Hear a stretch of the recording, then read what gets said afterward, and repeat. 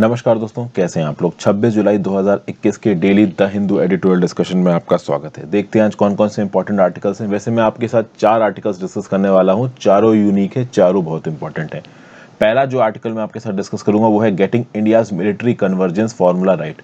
देखिए, आपको पता है हमारी आर्मी, नेवी और एयरफोर्स का रीऑर्गेनाइजेशन हो रहा है और इस रीऑर्गेनाइजेशन के चलते इंटीग्रेटेड कमांड्स बनाई जा रही हैं। मतलब पहले क्या होता था कि इंडियन आर्मी अलग ऑपरेट करती थी, नेवी अलग ऑपरेट करती थी, एयरफोर्स अलग ऑपरेट करती थी, 3 अलग अलग साइलोज में ऑपरेट करती थी।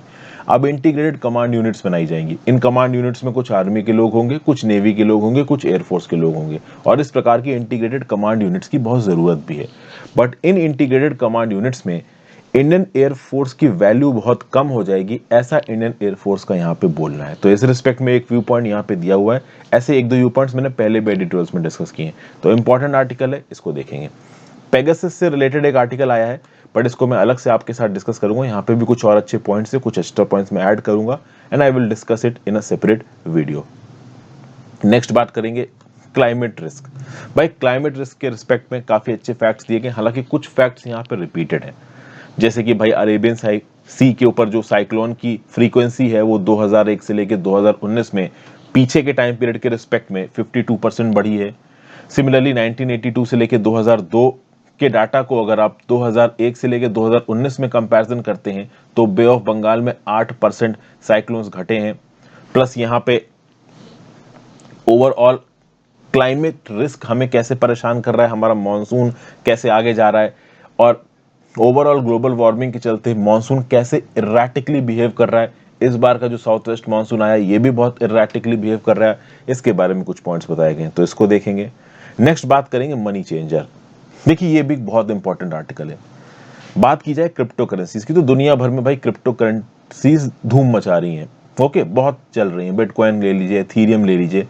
अब जब बात आती है क्रिप्टो करेंसीज की, तो इन क्रिप्टो करेंसी में समझने वाली बात यह है कि हमारे भारत सरकार का ये मानना है कि हम अपनी खुद की क्रिप्टो करेंसी लॉन्च करेंगे। और केवल भारत सरकार का ही नहीं, चाइना का भी यही मानना है कि हम अपनी खुद की क्रिप्टो करेंसी लॉन्च करेंगे। तो अगर मान लो हम लोग खुद की क्रिप्टो करेंसी लॉन्च कर देते हैं, हालांकि पिछले 4 साल से ये बातें चल रही हैं, अब ऐसा लग रहा है कि जल्दी ही इसके ट्रायल शुरू होने वाले हैं। तो मान लीजिए इंडिया अगर अपनी खुद की क्रिप्टो करेंसी लॉन्च करता है तो उसमें हमारे सामने क्या क्या चैलेंजेस आने वाले हैं। देखिए, इस बात पे तो एकदम क्लैरिटी बताई जा रही है कि आगे आने वाले समय में क्रिप्टो करेंसीज बहुत चलेंगी, बट इनको लागू करने के बाद इनमें इश्यूज क्या क्या आएंगे, चैलेंजेस क्या क्या आएंगे, इसके बारे में यहाँ पे बात की गई है, तो इसको देखते हैं। नेक्स्ट एक आर्टिकल इंडिया की फूड सिक्योरिटी से लेके, तो इसको अभी के लिए मैं स्किप कर रहा हूँ, क्योंकि पहली बात तो जो स्टैटिस्टिक्स हैं वो इनकम्प्लीट है। इन स्टैटिस्टिक्स को कंप्लीट करके मैं कोशिश करूंगा कि कंसोलिडेटेड आर्टिकल आपके सामने लेके आऊं, चूंकि बहुत हैफाजर्ड वे में कुछ स्कीम्स बता दी, उनको एक्सप्लेन भी नहीं किया, तो अभी के लिए इसको डिस्कस नहीं कर रहा हूं। एक जर्नलिज्म से रिलेटेड आर्टिकल है, तो ये तो मैं वैसे ही डिस्कस नहीं करता हूं। और एक आर्टिकल अच्छा, ये एक अच्छा व्यू पॉइंट दिया हुआ है यहाँ पे, विक्रम विंसेंट का व्यू पॉइंट है। देखिए, हमारे देश में फेक न्यूज को सर्कुलेट करने के लिए बहुत सारे नियम कानून लाए जा रहे हैं, जैसे फॉर एग्जाम्पल आईटी रूल्स आ गए, तो ये एक नियम कानून है। फिर आप बात कर लो टेक्नोलॉजी की, तो बड़ी बड़ी सोशल मीडिया कंपनीज टेक्नोलॉजी का इस्तेमाल करती हैं कि भाई अलग अलग एल्गोरिदम बना के आर्टिफिशियल इंटेलिजेंस का इस्तेमाल करके फेक न्यूज को रोकना है। फिर बहुत सारे लीगल मैकेनिज्म आ जाते हैं फेक न्यूज को रोकने के लिए। तो क्या ये लॉज, टेक्नोलॉजी और ये जो लीगल मैकेनिज्म जो कि इन लॉज के अंदर दिए गए, क्या ये सच में फेक न्यूज को सर्कुलेट होने से रोक सकते हैं? इस बारे में एक बड़ा अच्छा व्यू पॉइंट है विक्रम विंसेंट का। इस व्यू पॉइंट को हम यहाँ समझेंगे। आप एक्चुअली में समझ पाओगे इस आर्टिकल के बाद कि जो सोशल मीडिया कंपनीज है, फेसबुक जैसी, ट्विटर जैसी, फेक न्यूज रोकना इनके लिए कितना मुश्किल क्यों है, कितना पैसा इनका एक्स्ट्रा खर्चा होगा फेक न्यूज को रोकने में। मेंबर्स का स्वागत कर लेते हैं, देखते हैं आज हमको किसने किसने ज्वाइन किया। तो पपन देवनाथ ने हमको ज्वाइन किया। पपन देवनाथ का ये सेकेंड मंथ है एज ए मेंबर, तो वेलकम पपन। फिर हमें विपुल श्रीवास्तव ने ज्वाइन किया और प्रिंस चक्रवर्ती ने हमको ज्वाइन किया। तो प्रिंस चक्रवर्ती, विपुल श्रीवास्तव और Papan Debnath, I welcome you all to my channel as a member. खासकर वो लोग जो रिकरेंटली ज्वाइन कर रहे हैं, जैसे यहाँ पे पपन ने ज्वाइन किया है, रिकरेंटली ज्वाइन करने वाले लोगों को स्पेशल थैंक्स। आई होप कि मेरी वीडियो से सच में आपको कुछ ना कुछ बहुत इंपॉर्टेंट ही सीखने को मिल रहा होगा, तभी आप लोग रिकरेंटली ज्वाइन करते हैं। इसके साथ साथ वीडियो पे लाइक का बटन, ज्यादा से ज्यादा लोगों के साथ आप इस वीडियो को शेयर करें। ओके, इंस्टाग्राम पे आप फॉलो कर सकते हैं, वहां पे आप अपने मैसेज भेज सकते हैं। जब भी मुझे मौका मिलेगा मैं आपके डाउट्स को वहां पे रिजॉल्व करने की कोशिश करूंगा। टेलीग्राम ग्रुप जरूर याद से ज्वाइन कर लीजिए, वहां पे आपको लेक्चर्स की जो लिंक्स हैं वो मैं अपडेट कर देता हूं। साथ साथ harshitdwedi.com पे डेली बेसिस पे जाके आप करंट अफेयर्स पढ़ सकते हैं और द हिंदू एडिटोरियल का जिस्ट भी आपको डेली के बेसिस पे वेबसाइट पे harshitdwedi.com पे मिल जाएगा। ओके, तो पहला article, are law and technology a solution to fake news, stakeholders are attempting to find a robust and effective solution to shift fact from fiction. देखिए यहां पे क्या बताया जा रहा, फेक न्यूज की बात हो रही है यहां पे। अब फेक न्यूज से एसोसिएटेड सोशल प्रॉब्लम्स क्या क्या हैं ये तो आप जानते ही हो।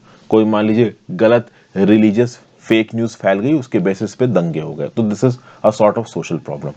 तो इस प्रकार की बहुत सी सोशल प्रॉब्लम्स हो सकती हैं फेक न्यूज के बेसिस पे। ठीक है, अब बात यहां पे ये है कि इस फेक न्यूज के मेनेस को रोकने के लिए इंडियन गवर्नमेंट बहुत कुछ करने की कोशिश कर रही है। जैसे फॉर एग्जांपल अभी रिसेंटली आईटी रूल्स आए हैं, तो ये कह सकते हैं कि वन ऑफ दोज स्टेप्स हैं जो भारत सरकार ने फेक रूल्स को रोकने के लिए लाए हैं। लेकिन जब आप फेक रूल्स को रोकोगे तो कई सारे नए नियम कानून बनाओगे, पुराने नियम कानूनों में आप चेंजेस करोगे।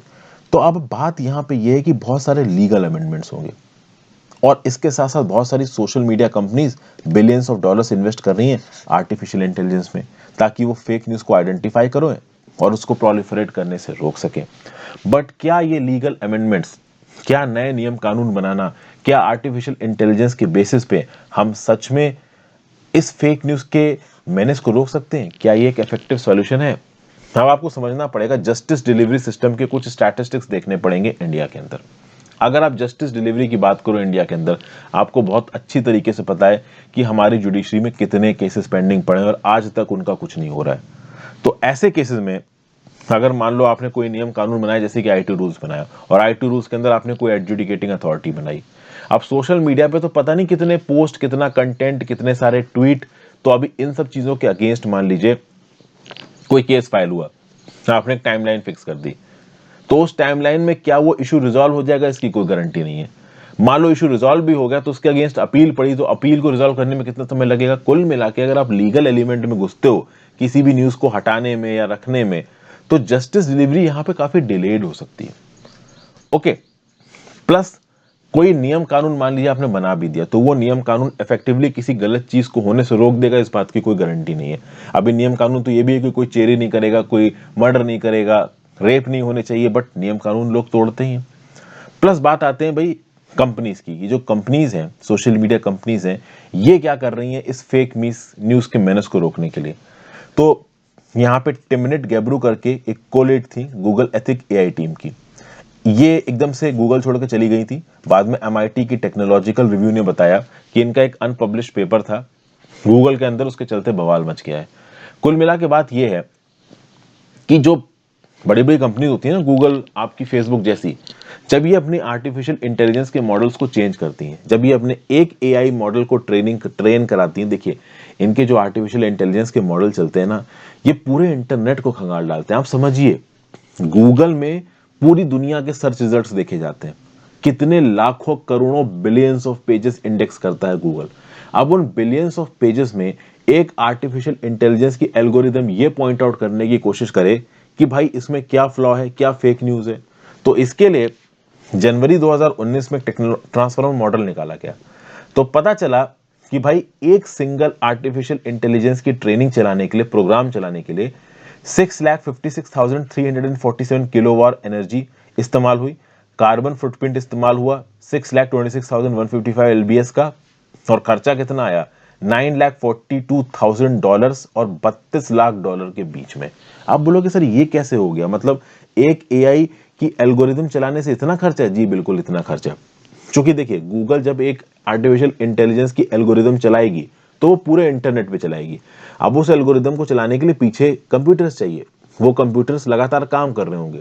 अब वो कंप्यूटर किस पे चल रहे होंगे? इलेक्ट्रिसिटी पे चल रहे हैं। वो इलेक्ट्रिसिटी किससे पैदा हो रही है? कोल से पैदा हो रही है या किसी डीजल से पैदा हो रही है, तो उसका कार्बन फुटप्रिंट तो आएगा ही ना भाई। तो ये जो सोशल मीडिया ऑर्गेनाइजेशन है, गूगल, फेसबुक, ट्विटर जैसे, बहुत मेजर स्केल पे काम करते हैं। इसीलिए इनकी आर्टिफिशियल इंटेलिजेंस की जब एल्गोरिदम को बदलने की बात आती है ना, तो उसको बदलने में एक तो समय बहुत लगता है, टेक्निकल एक्सपर्टीज बहुत बढ़ती है, दूसरा खर्चा भी बहुत लगता है। समझ गए? अब बात की जाए इंडिया में, भले ही इंडिया इन सोशल मीडिया जायंट्स के लिए एक बहुत बड़ा मार्केट है, और इंडिया की सबसे बड़ी स्ट्रेंथ क्या है, तो हमारी डाइवर्सिटी को हमारी सबसे बड़ी स्ट्रेंथ समझा जाता है, लेकिन ये डाइवर्सिटी हमारे लिए आप कह सकते हो कि सबसे बड़ा प्रॉब्लम बन जाती है। फेक न्यूज एक्चुअली में है क्या? फेक न्यूज एक्चुअली में एक डिस इन्फॉर्मेशन है, एक गलत इन्फॉर्मेशन, और जब वो गलत इन्फॉर्मेशन आपके पास आती है तो एक्चुअली में वो रियल नहीं होती है, बट वो गलत इन्फॉर्मेशन आपके दिमाग को अफेक्ट करती है, आपके इमोशंस को अफेक्ट करती है, और आपको मजबूर कर देती है गलत डिसीजंस लेने के लिए, और उस गलत इन्फॉर्मेशन के बेसिस पे आप गलत डिसीजंस ले लेते हो, क्योंकि उस समय पे आप अपना दिमाग, इंटेलेक्ट नहीं इस्तेमाल कर रहे होते हो, उस समय पे आप अपने इमोशन इस्तेमाल कर लेते हो। कभी कभी तो डिस इन्फॉर्मेशन आपके इंटेलेक्ट को भी, अब ऑब्वियस सी बात है, अपना दिमाग आपने इस्तेमाल नहीं किया, इमोशंस में बह गए और कुछ उल्टा सीधा काम करने लगे, तो इंटेलेक्ट भी तो आपका फेल ही हो गया ना वहां पे। तो ऐसे केसेस में क्या हमारे यहाँ पे मतलब इनबिल्ट, मतलब इंडिया के एथोस में, इंडियन कल्चर में, इंडियन एजुकेशन में क्या कोई ऐसी इनबिल्ट चीज है जिसके बेसिस पे हम पहले ही इन चीजों को रोक सकें? तो देखिए, अगर आप एनसीईआरटी की बुक्स की बात करिए, National Council of Education Research and Training, इन किताबों को अगर आप अच्छे से पढ़ते हो तो डेफिनेटली कुछ ना कुछ क्रिटिकल थिंकिंग आपको मिलती है। इन किताबों में कुछ बेसिस दे रखे हैं जो आपको सोचने पे मजबूर करते हैं कि हाँ भाई, आप सोच के चीजों को करने की कोशिश करो। स्टेट गवर्नमेंट की तो बहुत सी किताबें हैं जहां पे आप सिर्फ कंटेंट को रटते हो, बट डेफिनेटली एनसीईआरटी किताबों में कुछ लॉजिकल थिंकिंग, कुछ रैशनल थिंकिंग की तरफ आपको ढकेला जाता है। कुल मिला के क्या कहने की कोशिश की जा रही है? कहने की कोशिश ये की जा रही है कि फेक न्यूज से लड़ने के लिए सोशल मीडिया प्लेटफॉर्म में आप एआई अमेंडमेंट कर दो, चाहे आप लीगल सिस्टम स्ट्रांग कर दो, चाहे आप आईटी रूल्स ले आओ, सबसे बेस्ट तरीका अगर फेक न्यूज से लड़ने का कोई है तो एक पर्टिकुलर इंडिविजुअल अपने अंदर साइंटिफिक टेम्पर लेके आए, रैशनलिज्म लेके आए, ह्यूमनिज्म लेके आए। और ये बात हमारे संविधान ने आर्टिकल 51A क्लॉज एच में भी बोली है। ये फंडामेंटल ड्यूटी है। क्या लिखा है फंडामेंटल ड्यूटी में? It shall be the duty of every citizen to develop scientific temper, humanism and spirit of inquiry and reform.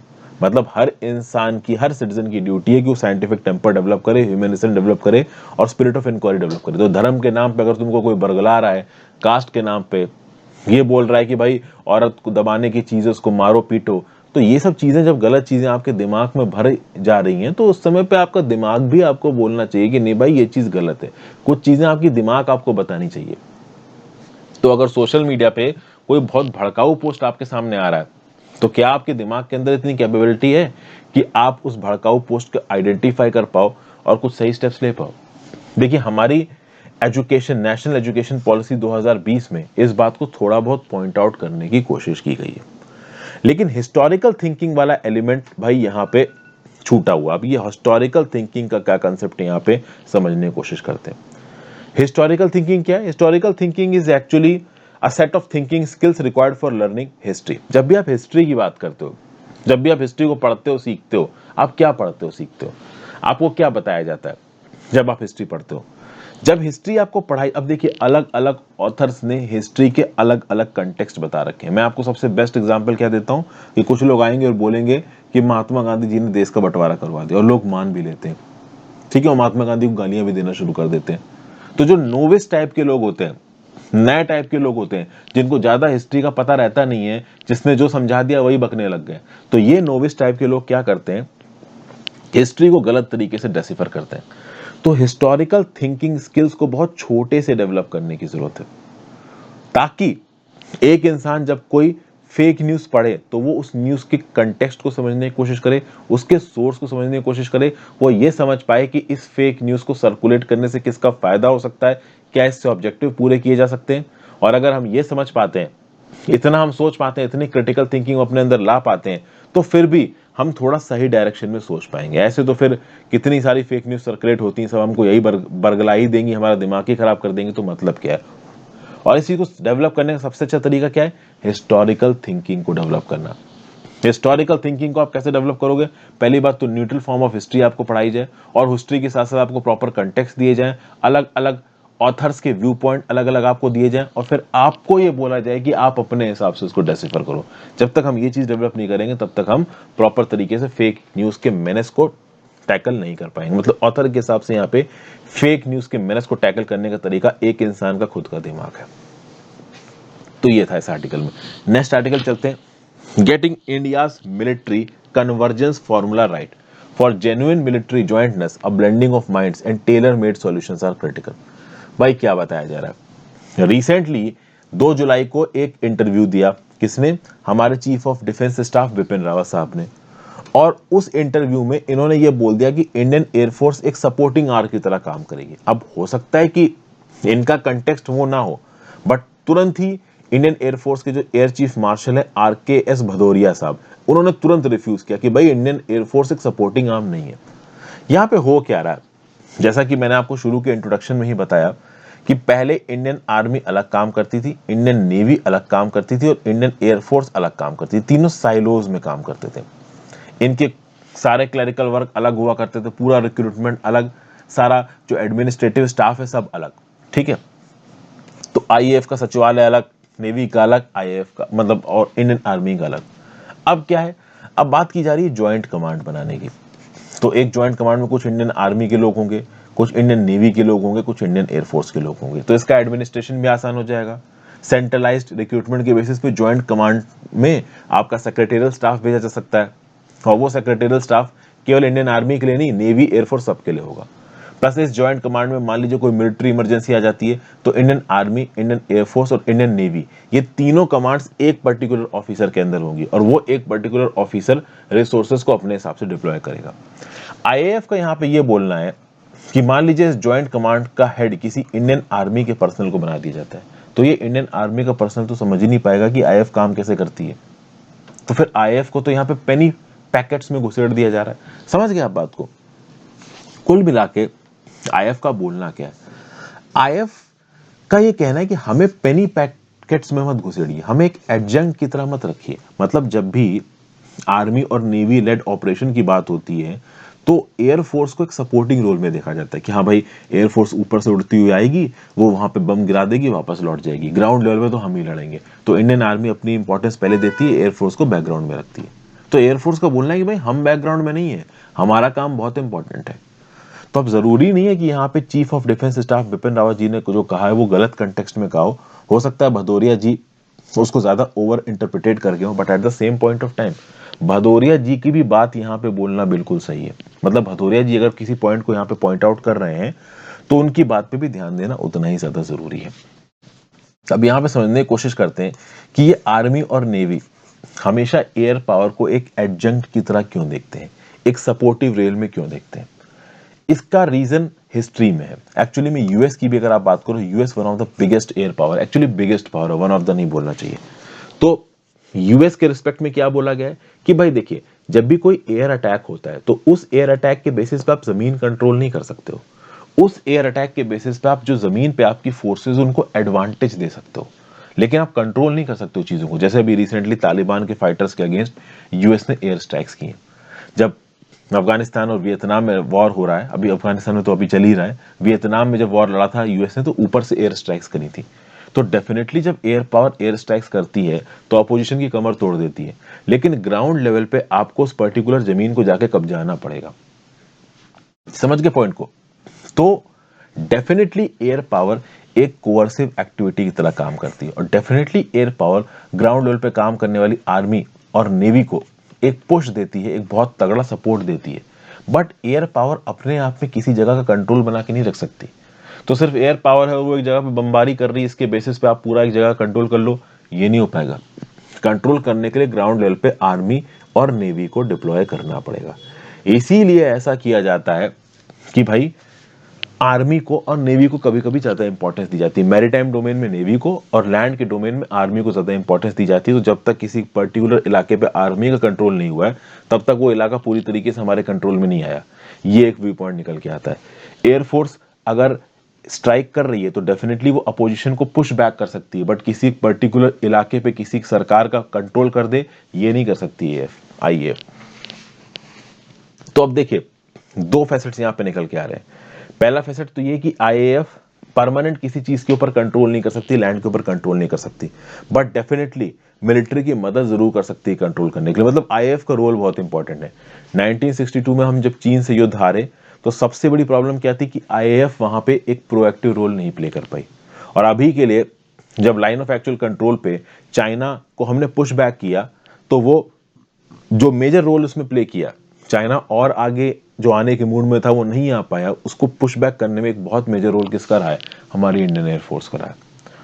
तो नो डाउट इंडियन एयरफोर्स बहुत ज्यादा इंपॉर्टेंट है।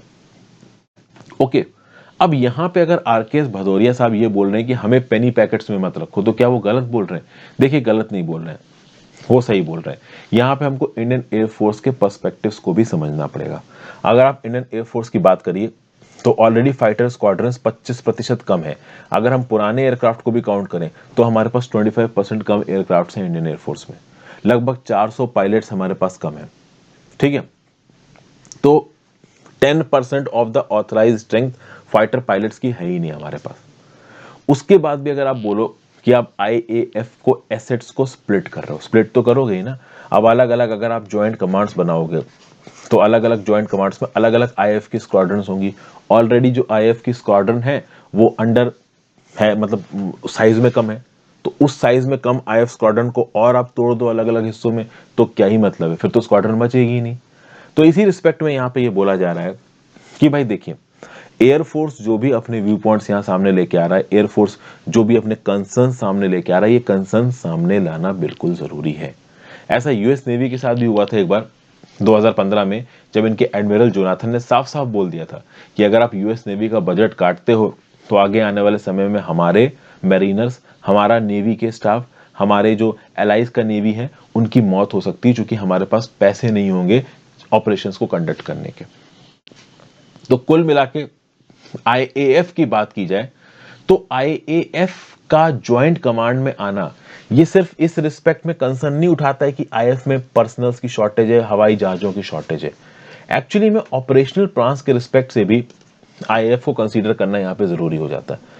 आईएएफ को अगर आप ज्वाइंट कमांड में लेके आ रहे हो, समझिए बात को, अगर आप आईएएफ को ज्वाइंट कमांड में लेके आ रहे हो तो पहली इंपॉर्टेंस तो आपको इस चीज को देनी पड़ेगी कि ऑलरेडी आईएएफ की जो फाइटर पायलट्स हैं, जो जहाज हैं, वो कम है।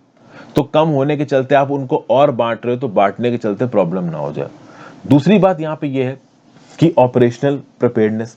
अब सच में क्या एक मिलिट्री का बंदा क्या एक एयरफोर्स की टुकड़ी को लीड कर सकता है? क्या वो एयरफोर्स का डिप्लॉयमेंट प्रॉपर तरीके से कर सकता है? क्योंकि जो आईएएफ के विंग कमांडर्स वगैरह हैं, जो आईएएफ के टॉप लेवल के एक्लॉन्स हैं, उनका ये बोलना है कि भाई आईएएफ इंडियन एयरफोर्स को डायरेक्ट करने के लिए इसी पर्टिकुलर इंडियन एयरफोर्स का एक ऑफिसर होना चाहिए। अब ज्वाइंट कमांड में अगर मिलिट्री वाला हेड बन के बैठा है तो वो प्रॉपर तरीके से डायरेक्ट नहीं कर पाएगा, ऐसा यहां पे बोला जा रहा है। तो एक्चुअली में यहां पे कमी किस चीज की है? कमी इस बात की है कि एक सिनर्जी को डेवलप करने की जरूरत है, एक कॉन्फिडेंस को डेवलप करने की जरूरत है। ओके, साफ बात यहां पे क्या हो जाती है कि भाई अभी के लिए क्या होगा कि जब अलग अलग सर्विसेज आपस में आके मिलेंगी तो ये अलग अलग सर्विसेज एक दूसरे के साथ जेल नहीं कर पाएंगी। क्या होगा, देखिए, जब आईएएफ अलग ऑपरेट करती है, इंडियन नेवी अलग ऑपरेट करती है, इंडियन आर्मी अलग ऑपरेट करती है, इनका जो प्रमोशनल एस्पेक्ट्स होते हैं वो अलग अलग होते हैं। ज्वाइंट कमांड में इस प्रकार के प्रमोशनल एस्पेक्ट्स इनको लगेगा कि छूट जाएंगे। अभी क्या है, देखिए, इंडियन आर्मी, नेवी और एयरफोर्स के पर्सन्स किस हिसाब से सोचते होंगे? वो अपने प्रमोशनल एस्पेक्ट सोचते होंगे कि भाई मैं प्रमोट होऊंगा, मेरी इतनी ग्रेड पे लगेगी, ये होगा वो होगा। अब जब वो मिल के एक ज्वाइंट कमांड में काम करने लगेंगे तो आईएएफ वाले को लगेगा कि यार मेरा प्रमोशन तो पहले जल्दी हो रहा था, नेवी आर्मी के साथ घुसने के चलते मेरा प्रमोशन लेट होने लगा। तो यहां पे क्या किया जा सकता है कि भाई अगर आपको प्रमोट होना है तो आपको एक ज्वाइंट कमांड में काम करना पड़ेगा। इस प्रकार के कुछ नियम कानून सरकार लेके आ सकती है। अगर इस प्रकार के नियम कानून हम लेके आते हैं तो लोग और मन से मिल के काम करने की कोशिश करेंगे।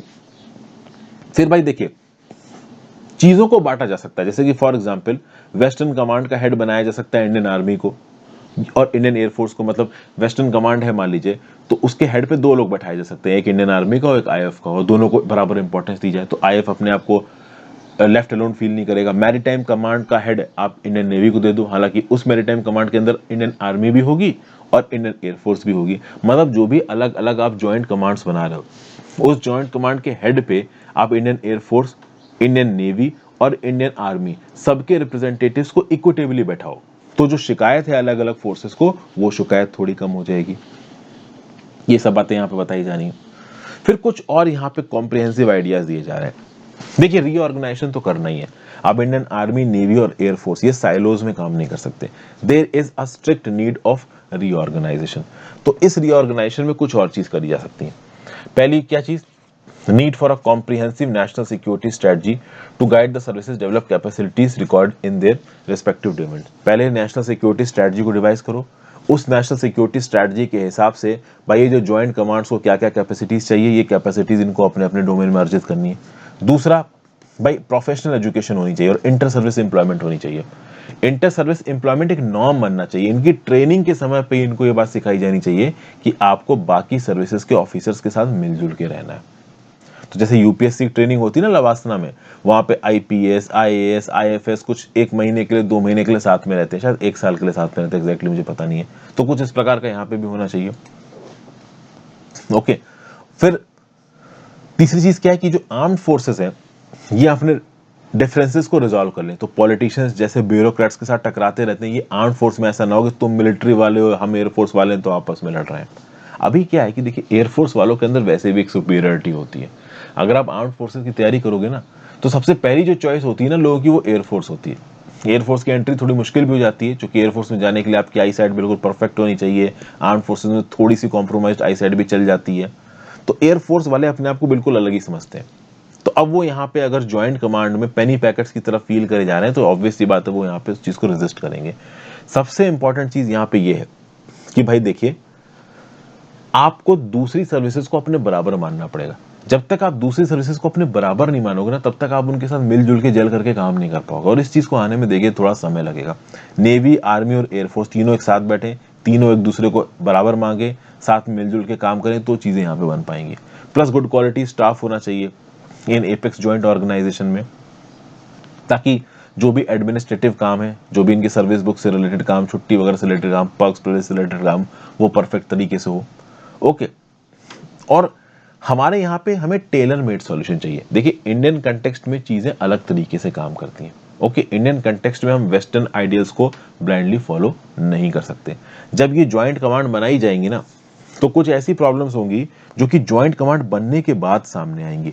तो उन प्रॉब्लम्स को उस कंटेक्स्ट में हम लोग सॉल्व करने की कोशिश करेंगे।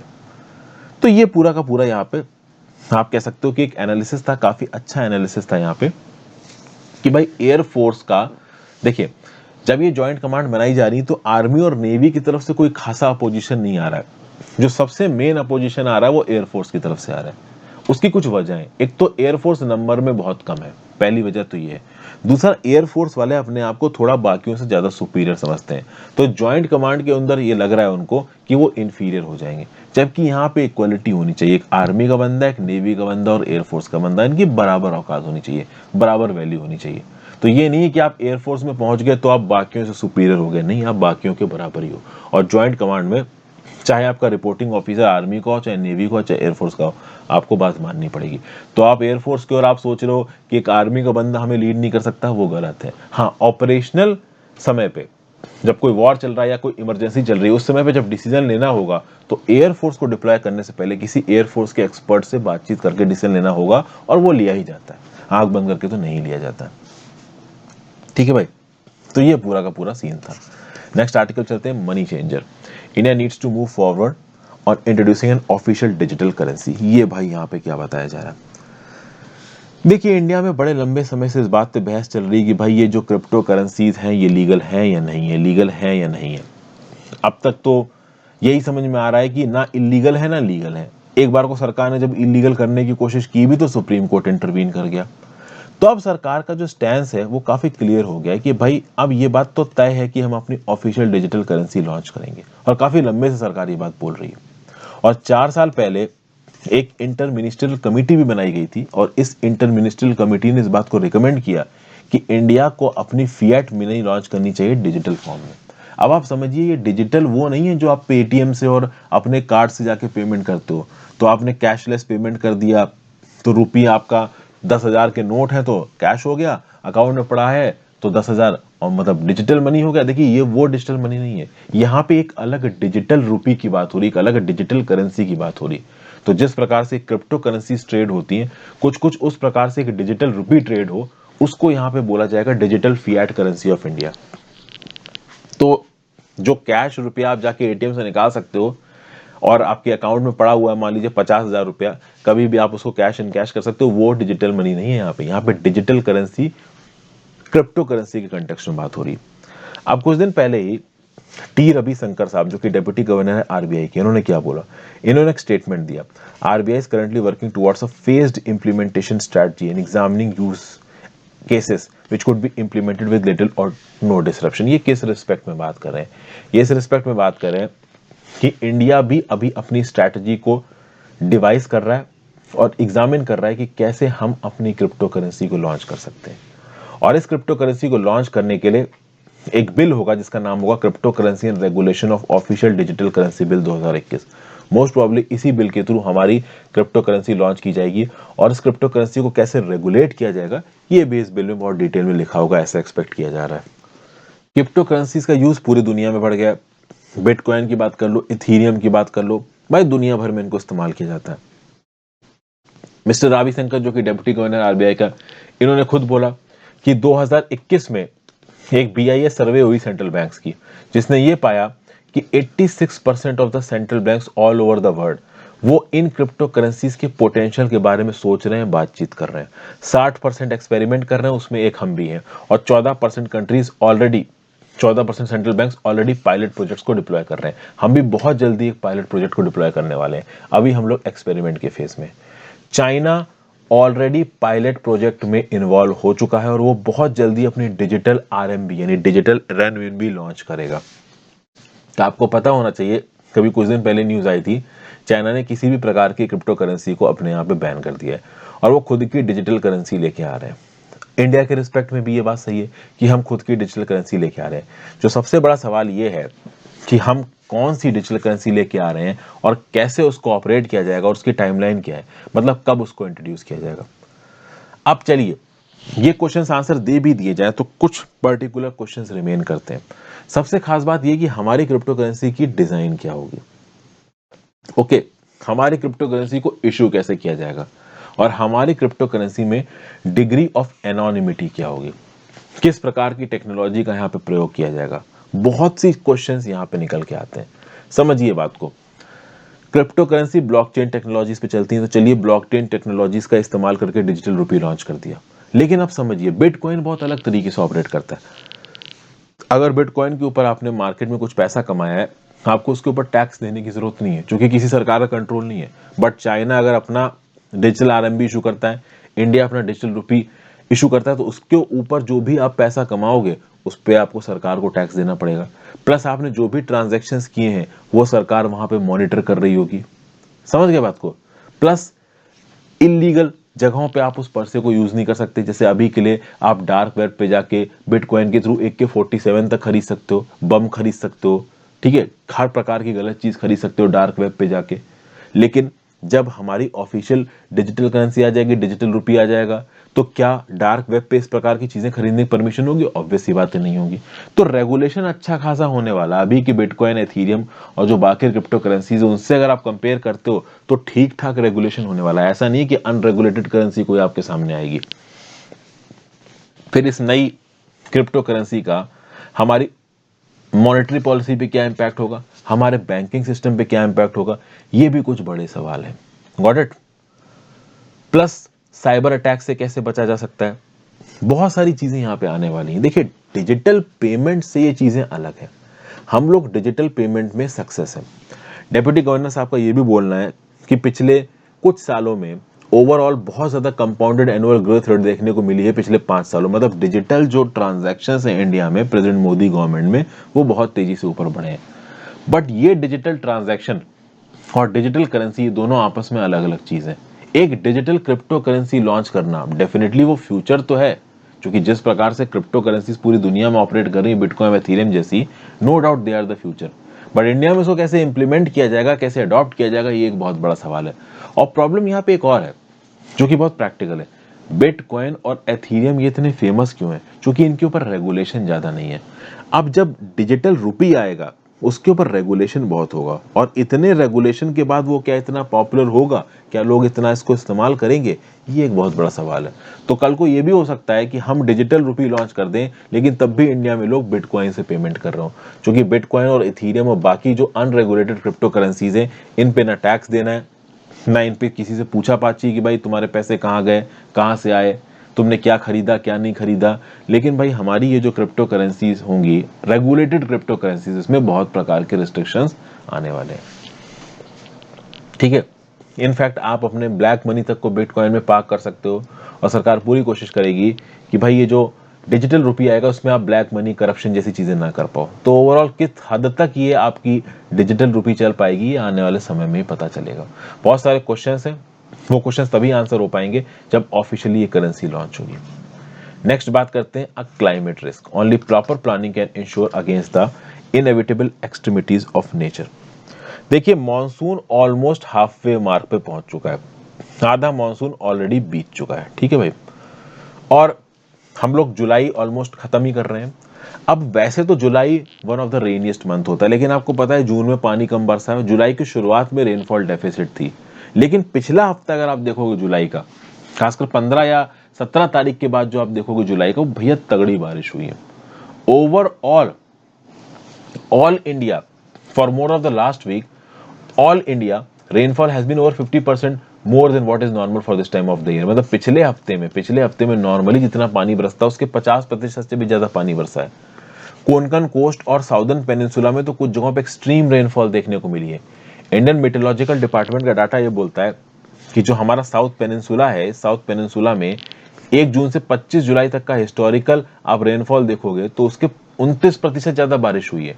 महाबलेश्वर महाराष्ट्र में तो ऑल टाइम रिकॉर्ड टूट गया बारिश का, ऐसा बोलना है इंडियन मेट्रोलॉजिकल डिपार्टमेंट का।